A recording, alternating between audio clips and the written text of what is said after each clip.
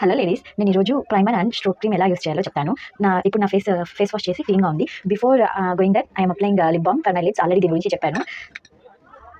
ఏ makeup అయినా first మీరు apply చేసే ముందు లిప్స్కి లిప్ బామ్ అప్లై చేయండి. లిప్స్టిక్ అప్లై చేసేటప్పటికి మాయిశ్చర్గా ఉంటుంది. లిప్స్టిక్ అప్లై చేసేటప్పుడు ఎక్స్ట్రా లిప్ బామ్ని రిమూవ్ చేసేయండి. Okay, and primer and stroke cream. Okay, I'm taking little bit primer. Face మొత్తం అప్లై చేయకూడదు, ఓన్లీ దీస్ పార్ట్స్ స్మూత్గా వాటిని ఈ పార్ట్స్లో మాత్రమే అప్లై చేయాలి. అండ్ మీరు ఐ షాడో అప్లై చేయాలనుకుంటే ఐ షాడో కూడా బేస్ లాగా అప్లై చేయండి, లేకపోతే వద్దు. అండ్ స్ట్రోక్ క్రీమ్ మనం ఎక్కడ ప్రైమర్ అప్లై చేసామో అక్కడ మాత్రమే స్ట్రోక్ క్రీమ్ అప్లై చేయాలి.